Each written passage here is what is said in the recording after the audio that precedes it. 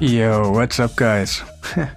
Today I'm gonna show you how to farm stage 6 of Fire Knight full auto without counterattack champion, and also this could work on stage 10, and it is not easy to do because the speeds are way higher, but technically that could work, and together we could find out like the perfect speeds and stuff. And because right now I made it work that actually Tomb Lord goes 3 times while the boss goes once, and I'm not a genius, I don't know all the speeds in the world and stuff like that, I just figured out how to do that.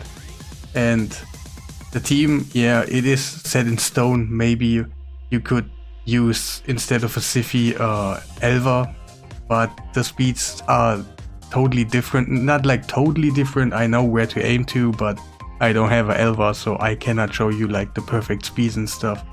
But the rest of the team should be exactly the same.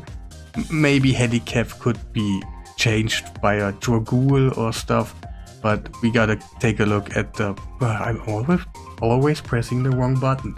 I don't know why. I'm gonna show you the preset because it is super important. That's like the most important thing.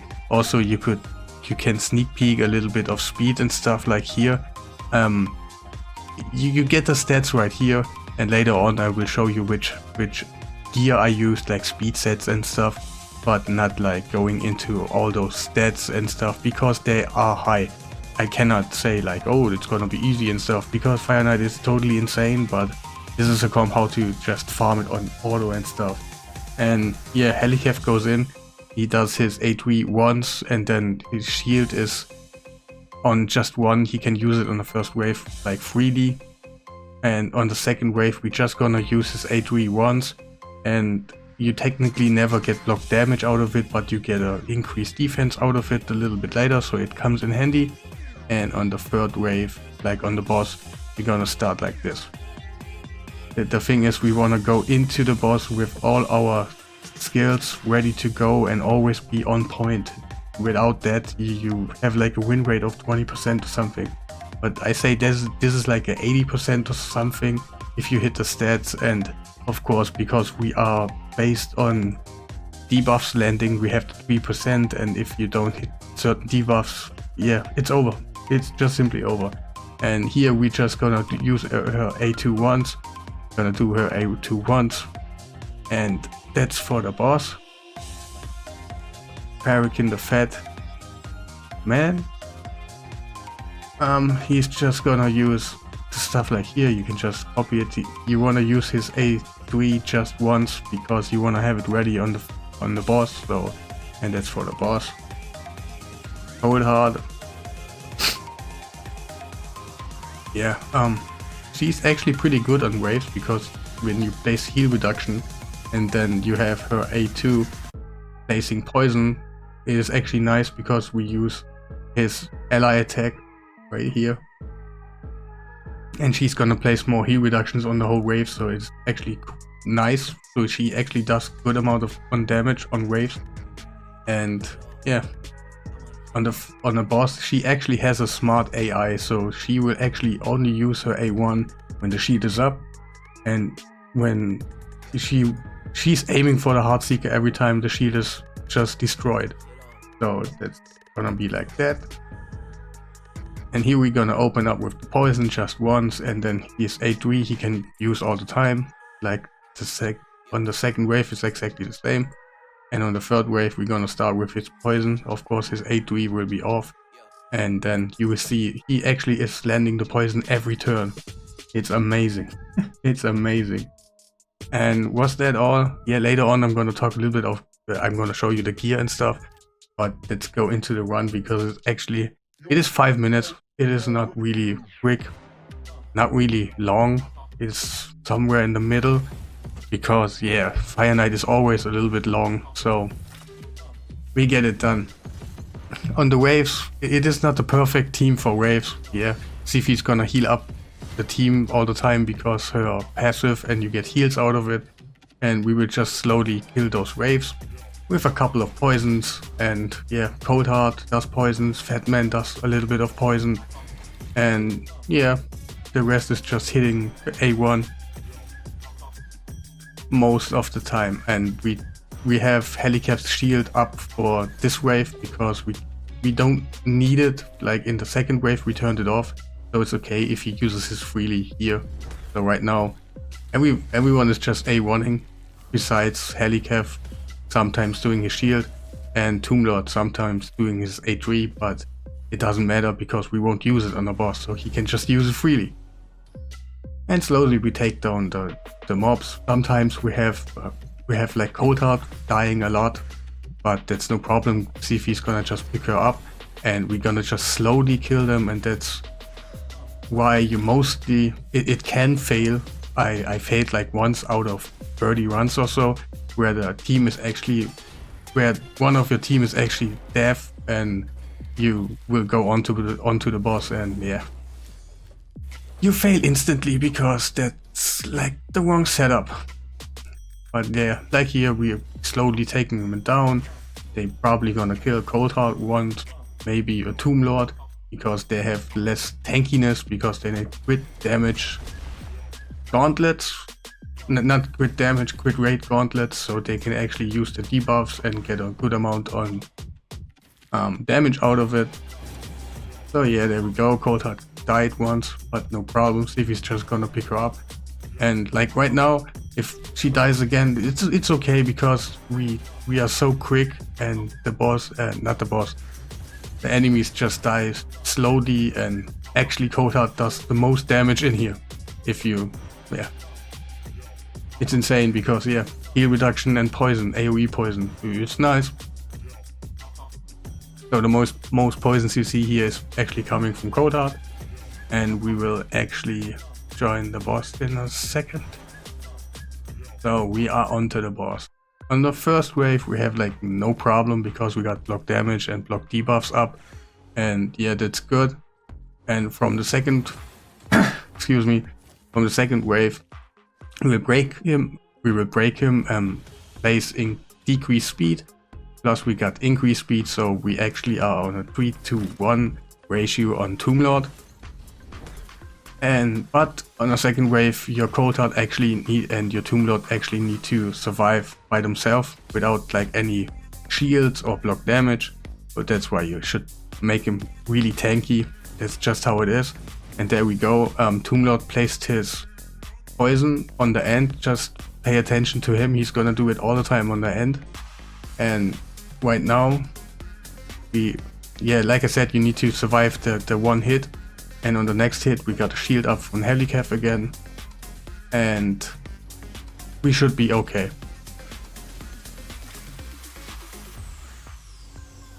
So sometimes it looks like a little bit randomness, but it's okay. That's what I was aiming for. So he did place his poison again on the end. Oh, okay. I was sorry. Tomb Lord needs to take 2 hits. And a really big thing is on your Coulthard when you use that Blood Shield ring. It comes really in handy because she does her AoE max HP hit, and she gains, like right here, a really good amount on shield. But actually, see, Tomb Lord went again, placed the poison on the end, so we are actually on a 3-to-1 ratio on him. I think we are on a 3-to-1 on some other champions too, but just I don't know exactly right now, so I don't want to lie. So, and slowly we are taking the boss down. From here now we got good amount on defensive stats and block damage on the right time, so we are actually good to go. I wanted to aim the shields and stuff more on the end because yeah, you get max HP destroyed. And on the end it's just harder to survive, so just make him take the hits on the beginning instead of the ending, and yeah, was cried. Okay, and this turn he probably is gonna die now, because Coulthard comes in, does her Heartseeker, and when he actually takes a turn, because Tomb Lord places the poison, he dies. Okay, he died already before because of Coulthard, and that's the team. And yeah, you can do that on FIREKNIGHT 10 too. The speeds shouldn't be too much crazier than that, like of course they need to be higher. But this one here has no counter attack on it.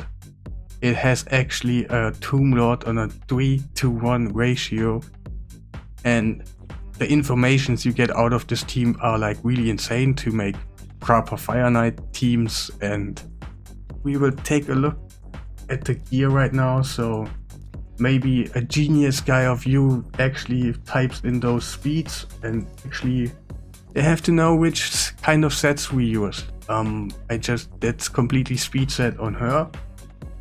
We got speed set on him. Perception on Tomb Lord. Farrakhan just has speed gear, and she has a mix of 2 speed and 2 perception. And masteries. Let's talk about masteries because they're kind of important too. So I went for Giant Slayer because actually Giant Slayer does work in Fire Knight. You might tested it and you took a turn and you saw like, that's not working, but it is actually working. And also Phantom Touch, it does work on Fire Knight, but it will just be displayed on the next champion. Like you do a turn on Counteratack, you do 4 hits, then you see, oh, I did 4 hits on the counter, and actually you go in with Farrakhan the Fat, you do a single attack, and the counter goes down by 3 because of Giant Slayer and Phantom Touch. And yeah, so it is actually working, just a little bit buggy like always. Yeah, the masteries are just here on the defensive tree. That one is pretty nice because the boss is actually healing and you gain a little bit heal out of here, so it is a little bit easier to get yourself a little bit more tanky. And of course Giant Slayer, the other ones that do not matter, of course, crit rate and stuff, because she needs crit rate, and yeah. So let's go on to Farrakhan. I don't even have him full with masteries, that's okay. It's working. And yeah, also you could of course use another ally attacker, that would be no problem. If you have another one that makes the whole team attacking, you can just use him instead of Farrakhan, that's no problem. But I do not know who actually does ally attack for the whole team, so I cannot give you a list. But if you want to know it, just go on hellhades.com, check it out, and that's what I usually do. So we don't got anything to talk about Farrakhan anymore. Tomb Lord, of course they're all fully booked and stuff, and yeah. I do not have Phantom Touch on him because I want Smite, it's actually a little bit better for the waves. And I went with Giant Slayer again because of obvious reasons. Yeah, you want to break the shield a little bit more easy, but it actually does not matter too much. In the whole rotation, it is actually important that you hit 1 War Master at least on the whole rotation. And we have Giant Slayer and Giant Slayer on Counteratack, so it actually will happen once. It will happen. We will get one like Giant Slayer proc or Phantom Touch or whatever. But I took like as many stuff that can actually make my hits go higher. I just took in just to make it like safer and stuff, but you actually don't need it. Like I would still recommend like Giant Slayer and on Counteratack too, but a Phantom Touch you actually don't need it because it will happen anyway. And yeah, I went for a little bit accuracy and stuff here, and yeah, that one is maybe coming in handy or not, I don't know, because you go in a 3-to-1 ratio anyway, so I guess not, but I was just, yeah, I just took something. And the rest does not matter too much. Here a little bit more shield maybe, and yeah, stuff like that, but nothing too much. Of course you don't want anything that boosts your turn meter and stuff. That's just a no-go on comps like that. It becomes just random and nobody wants that. You want clear and nice comps. So, and on him, masteries, we went for War Master here because he's just doing 2 hits, so another champion who can land that 1 extra hit on my composition So it will happen at every turn. One of those champions will hit that one trigger. Of course, we took counterattack. It's more for the waves, because it actually does not matter if you take counterattack or not for the boss, because like I said, it just depends if you hit one War Master proc or one Giant Slayer, one Phantom Touch. So that is not, of course, if it happens on your cold hard, I think I put it on cold hard too. If it happens, it's cool, like nothing against it, but it will not matter on the end. You don't need it. And of course here I took a little bit heal, I took a little bit like more defensive stuff, more heal, less AoE damage and stuff like that.